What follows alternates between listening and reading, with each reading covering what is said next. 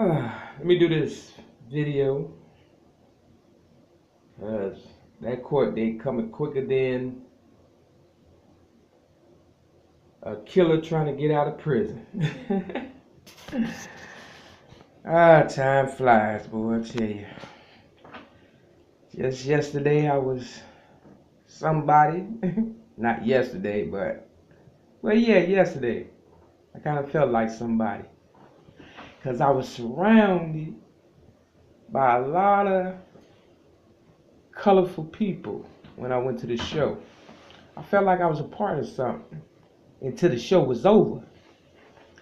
Then I was standing at the bus stop all by myself on 87th Street. It's kind of weird. I'm going to try to do this video with no crying, no complaining, just try to leave you with a little something like what I would do if I was you. As far as the younger generation, truthfully, if I was you, man, I'd do the right thing. I'd go see that movie first of all. Barbershop. It has a lot of, subliminal messages in it that I feel as though is not, good for the community, the black community. But then it has a lot of good things as well. You can learn a lot from it. But they only asked for a 2-day ceasefire. My legacy, my story took 50 years to tell. And I feel as though, as long as I'm alive, for real, that it should be it should be a ceasefire forever. You understand what I'm saying? Because if you could do it for 2 days, stop gang banging for 2 days, even though it was still some mess in the movie, but man, this is the weirdest subject to talk about because I'm on my way to a spirituality meeting. Let me cut the chase and just talk to you for real, as a parent would, or a friend, or somebody you admire or look up to, or just, kind of like, I'm on my way to a spirituality meeting. And, when I was there, if gangbangers was there, they wasn't acting like gangbangers. They was acting like people who was trying to recover, get their life together. And I felt it was a successful program. You understand what I'm saying? When I was going to AA meetings, But I went to an AA meeting on 79th Street recently. And, I could tell it was a gang banging meeting. I could tell. So I left right away. I've never been a gangbanger. Never want to be a gangbanger. I was just a person that got caught up in something that people liked about me. And that was my drive for success, I guess. I guess they kind of used me. I guess everybody gets played eventually. And, who wants to admit complete defeat? But I feel defeated. I feel like all this was just in vain. I feel as though I was just used for this generation to finish off what they thought my generation would be like. But I turned my generation into workers, rappers, entrepreneurs. Because I was out there with them every day. They saw me on the streets selling merchandise. You understand what I'm saying? They saw me. They looked up to me. And people never thought that I would be out there for years.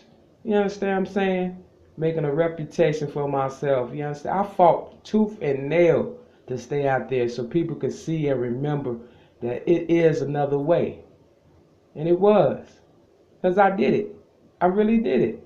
And when I was about to leave, this young guy, he whispered in my ear. He said, "Don't go." And I told him, "I love you. You know, I can't be in the streets all my life.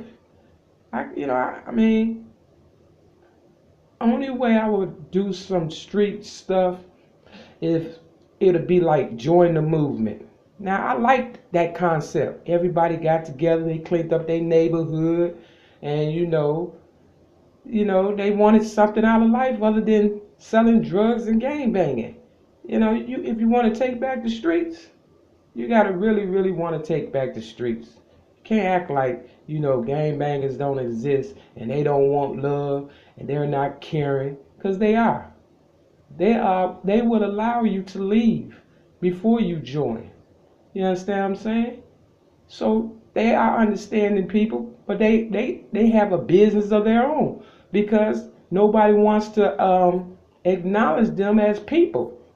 Whereas I didn't care. I had, back in the day, I could go to any neighborhood for real and get respected. It wasn't until I left the streets that everybody, started disrespecting me. And I'm still in the streets. That's the killing part. I'm still in the streets. I'm just not selling, merchandise or their music or whatever and stuff because it's not relevant to me. Their music, and I mean their music, what I hear on the radio today, because it's not saving my life. I feel as though it's killing my life. The music I was selling to them, I felt as though, it was a message behind it. You know what I'm saying? I don't feel the message no more. I just, I feel as though somebody just bucking for my spot, if that's what you want to call it. And we all have a spot in this world. This world ain't nothing but a stage. Everybody plays a part. You understand what I'm saying? For real. But I don't want to be typecast as homeless. You feel me? I like to give a little piece to this young lady that I met years ago.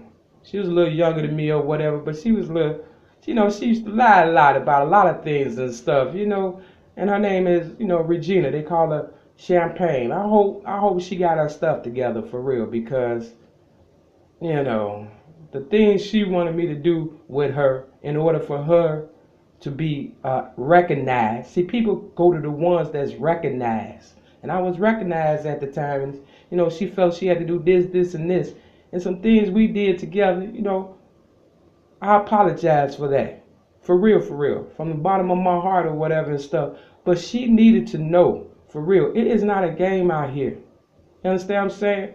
And if I didn't love her for real, I would not have taken her to the doctor. For real. A lady could teach another lady better than a man. I'm at a hotel and they got fishes. When you at the desk, they got fishes behind it. And I asked the lady at the desk, I said, since you've been here, how many of those fishes died? And she said a lot. And I know what she's talking about. Because this is a hotel. Real talk. So I can't save everybody. But I was hoping in the end, people would, in general, would want to save me. But now I feel as though I have to go to court. They're going to give me these charges or whatever and stuff, that they didn't trumped up on me or whatever. And I might have to just say, you know what? It is what it is. Lock me up and stuff. Because I don't want to be responsible for these kids out here, wanting to be accepted and, trying to find a place, and then they end up, dead. I try to save lives. I'm not out to, kill nobody, and that's for real. I don't want my legacy, bloody. That's not what I fought for. So, I don't know. If y'all don't stand up for me this time, I promise you, I'm gonna move out the way. Let y'all go ahead and do what y'all gotta do and stuff. But I don't want to be responsible for none of that. I can't. I'm sorry. That's not why I worked my butt off for all them years in the streets. That's not my story. Because I know people can come together and do the right thing. Because when I was at a Vision Quest program, it was a wagon train program. And we all had to come together as teenagers, whether we liked each other or not, for real, in order to sleep, eat, and move on to the next campsite. We had to do that.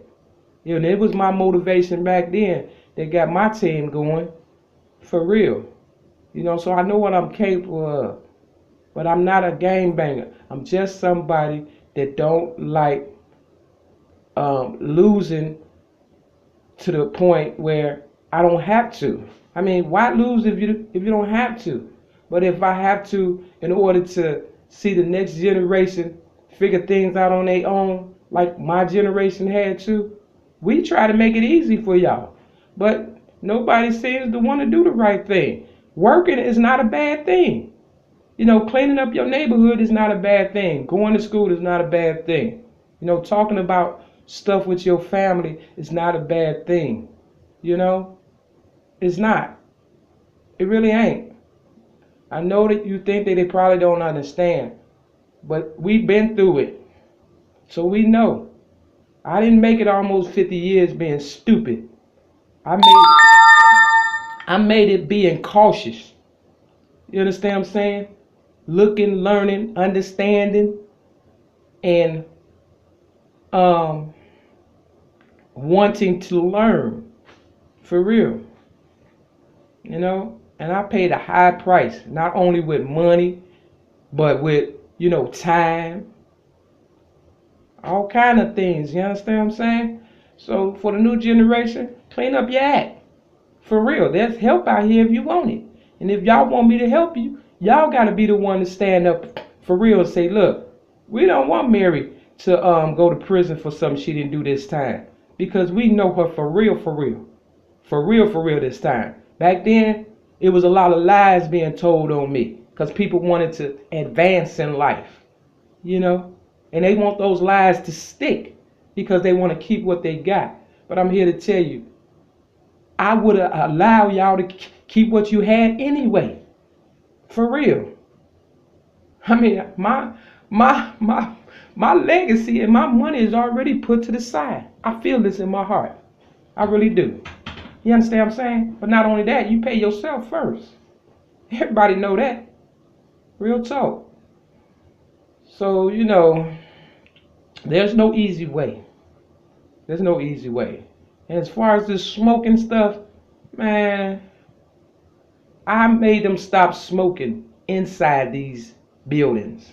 And my legacy, my mama, or the lady that helped me, she was smoking on her deathbed. You feel me? So I stopped smoking cigarettes on my birthday the same year that she died. You understand what I'm saying? And now when I'm on the trains and things of that nature, people blow smoke in my face. They blow weed in my face. Because they know I don't smoke. But my legacy is for people to stop smoking in and out of this world. But they don't want to stop that. So, if I go to prison, maybe they ain't smoking. Because secondhand smoke kill you faster than the person that's smoking. And if you have children, they gonna be smoking. And you wonder why kids got cancer. You feel me? So that's all I have to say about that smoking situation.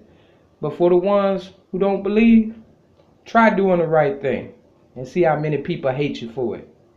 But if you get a group of people that's doing the right thing, they can't hate you. And that's how I made it. Peace.